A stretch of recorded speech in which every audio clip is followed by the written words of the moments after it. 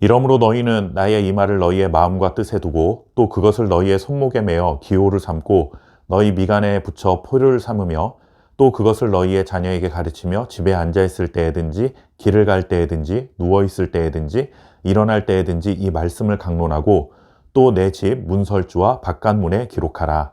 아멘. 우리는 제한된 시간 안에 살면서 여러 가지 일을 감당해야 하기 때문에 우선순위를 정하게 됩니다.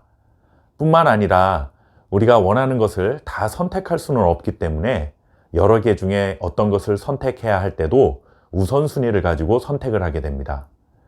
우선순위는 나에게 더 중요한 것이 무엇인가 혹은 나에게 더 유익한 것이 무엇인가를 고려해서 순서를 정하는 것을 말합니다.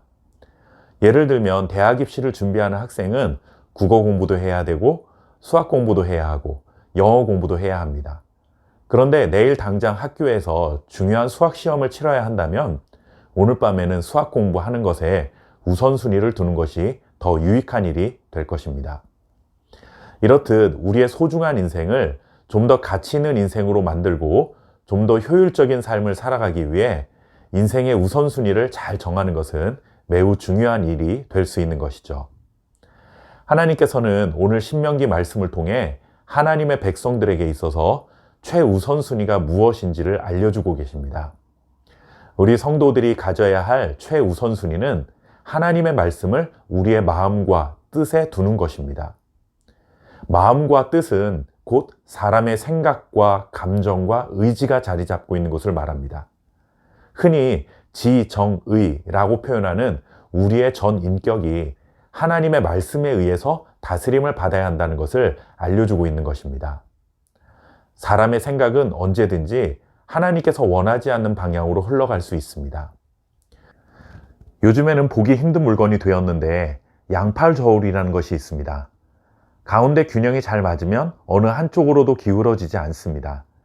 그런데 어느 한쪽이라도 무게가 달라지거나 가운데 균형점이 조금만 달라져도 양팔 저울은 한쪽으로 기울어지게 되었습니다. 마치 사람의 생각이 이와 같은 것이죠. 균형을 잡고 어느 한쪽으로 기울어지지 않는 것이 생각처럼 쉽지 않습니다. 우리 성도들은 예수 그리스도의 보혈로 모든 죄를 용서받기는 했지만 하나님 앞에 서는 그날까지 부패한 육체의 본성이 남아있기 때문에 가만히 있으면 우리의 생각은 죄의 방향으로 기울어질 수 있는 가능성이 언제나 존재합니다. 그렇기 때문에 하나님의 말씀으로 항상 우리의 생각을 다스려야 한다는 것이죠. 이렇게 생각을 다스려도 우리의 감정이 뒤따르지 못할 때가 있습니다. 어떤 사람에 대해 미운 생각이 듭니다. 생각으로는 그래, 그 사람을 미워하면 안 돼. 하나님께서 원수도 사랑하라 하셨으니 내가 먼저 다가가서 화해하고 관계를 회복해야겠다 라는 생각을 한다고 해서 그 즉시 우리의 감정까지도 회복이 되고 아무 일 없었던 것처럼 상대방을 대할 수 있는 것은 아닙니다.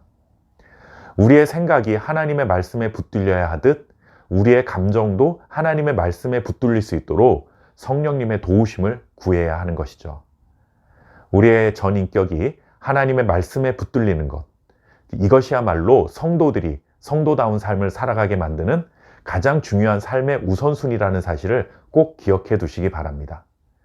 그렇다면 어떻게 하면 우리의 마음과 뜻에 하나님의 말씀을 두고 살아갈 수 있을까요? 하나님은 하나님의 말씀을 손목에 메고 미간에 붙이고 집 문설주와 바깥문에 기록하라 라고 방법을 알려주셨습니다.